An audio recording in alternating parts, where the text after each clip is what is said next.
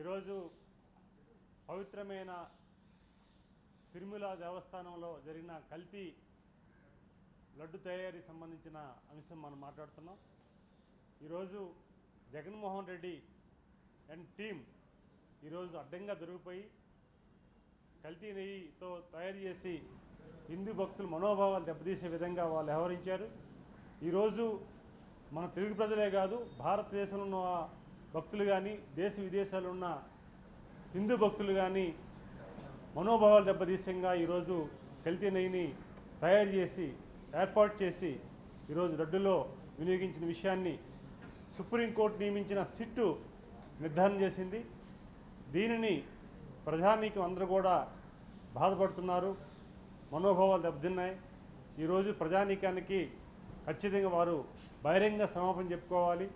అదే సమయంలో ఈరోజు మళ్ళీ దాన్ని అడ్డంగా వాదించే విధానం కూడా మనం చూస్తున్నాం. ఈరోజు అన్ని రంగాల్లో ఈ 19 మాసాల్లో గౌరవ ముఖ్యమంత్రి చంద్రబాబు నాయుడు గారి ఆధ్వర్యంలో రాష్ట్రంలో అన్ని రంగాల్లో అభివృద్ధి జరుగుతున్న సమయంలో జగన్మోహన్ రెడ్డి ఈరోజు ఆయన చేస్తున్న అవాకుచవాకులు మనం చూస్తున్నాం.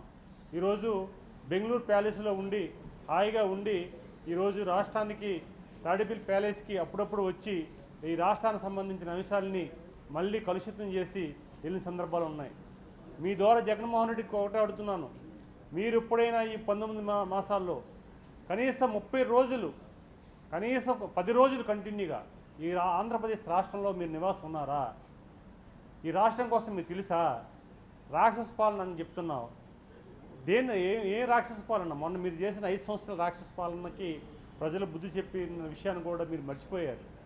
ఈరోజు గౌరవ ముఖ్యమంత్రి చంద్రబాబు నాయుడు గారు, ప్రధానమంత్రి నరేంద్ర మోదీ సహాయ సహకారాలతో, రాష్ట్ర ప్రధానికం సహాయ సహకారాలతో ఈరోజు రాష్ట్రాన్ని అగ్రస్థానంలో నిలపడానికి, మీరు చేసిన అప్పుల్ని తీర్చడానికి, ఒక దశలో రాష్ట్రం సంక్షేమం అభివృద్ధి ఆగిపోయిన సమయంలో అప్పు కూడా ఇవ్వలేని పరిస్థితి కూడా దానిని తనకున్న అనుభవంతో, విజనరీతో, తనకున్న ఆలోచనతో మళ్ళీ ఈరోజు ఒక గాడిలో పెట్టిన సందర్భాలు కూడా చూసుకోవాలి. దానిని మళ్ళీ మీరు దానిని ఇబ్బంది పెట్టే పరిస్థితి. పారిశ్రామిక అభివృద్ధి జరగకూడదని మీకు అసూయ, ఈరోజు పారిశ్రామికవేత్తలు రాకూడదని ఒక ఆందోళన. అందుకే ఈరోజు అన్ని రకాలు చేస్తున్నాం. దావోస్ సంబంధించి, పర్యటన సంబంధించి భారతదేశంలో ఎవరైనా సీనియర్గా ఈరోజు ఎక్కువసార్లు వెళ్ళిన ముఖ్యమంత్రి ఎవరునంటే గౌరవ చంద్రబాబు నాయుడు గారు. ఎందుకంటే వారు తెలుసు పారిశ్రామిక అభివృద్ధి జరిగితే రాష్ట్రం అభివృద్ధి జరుగుతుందని. ఈరోజు ఉమ్మడి రాష్ట్రంలో ఈరోజు అద్భుతంగా ఆయన చేసిన అభివృద్ధికే ఈరోజు నాంది పలుకుతున్న పరిస్థితి. ఇలాంటి సందర్భాల్లో జగన్మోహన్ రెడ్డి అండ్ ముఠా టీం అందరూ కూడా మాట్లాడుతున్న సందర్భాలు కూడా మనం చూస్తున్నాం.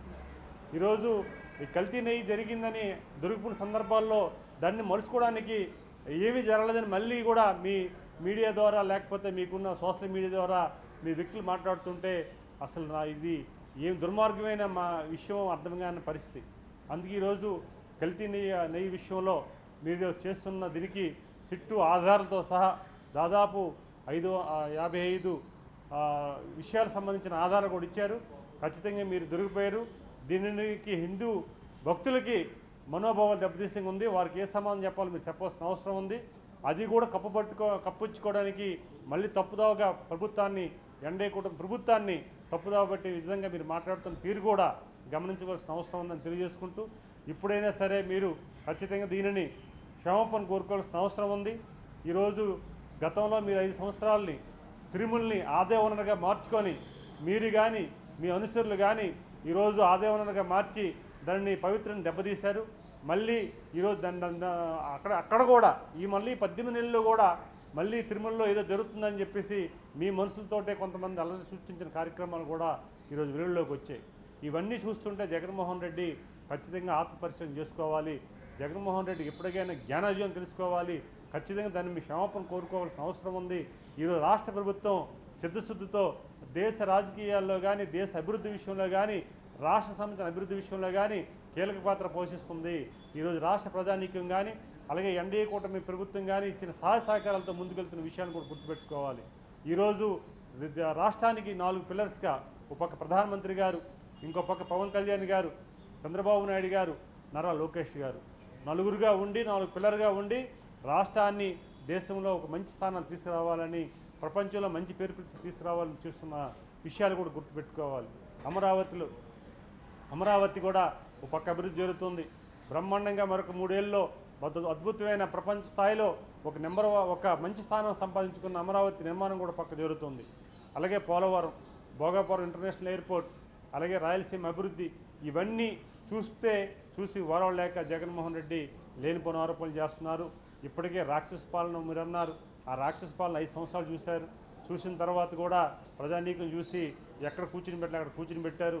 ఇంకా మీకు జ్ఞానోదయం కలగాలి. అయితే ఏదో మొన్న చూశాను పత్రికలో, ఈరోజు పత్రికలు కూడా చూశాను, పాదయాత్ర స్టార్ట్ చేస్తాను మళ్ళీ వస్తామని చెప్పేసి. మీ పాదయాత్రను చూశారు ప్రజానీకం. 5 సంవత్సరాలు పాదయాత్ర చేసి మభ్యపెట్టి వాళ్ళు ఇబ్బంది పెట్టించి 5 సంవత్సరాల్లో ఎలాగోనగా అధికారంలోకి వచ్చావు, సంపాదించావు.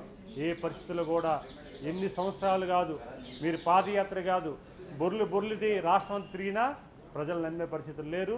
ఎట్టి పరిస్థితుల్లో జరగదు. ఖచ్చితంగా ఆ పాదయాత్ర రుసేదో వాళ్ళు చూసేశారు గతంలో. ఆ పాదయాత్ర సంబంధించి కూడా ప్రజలంతా కూడా దానిని ఎలా తిరస్కరిస్తారు. అయితే ప్రజలు నమ్మే పరిస్థితి లేరు. ఎప్పటికైనా సరే మీరు రాష్ట్ర ప్రజల కోసం లేకపోతే ప్రభుత్వం అభివృద్ధి కోసం మీరు మంచి సలహాలు సూచనలు ఇవ్వాల్సిన అవసరం మీరు ఉంటే ఇవ్వండి తప్ప ప్రజల్ని ప్రభుత్వాన్ని ఇబ్బంది పెట్టి వ్యాఖ్యలు చేయొద్దని మీ ద్వారా మేము తెలియజేసుకుంటున్నాం. Thank you. జై హింద్.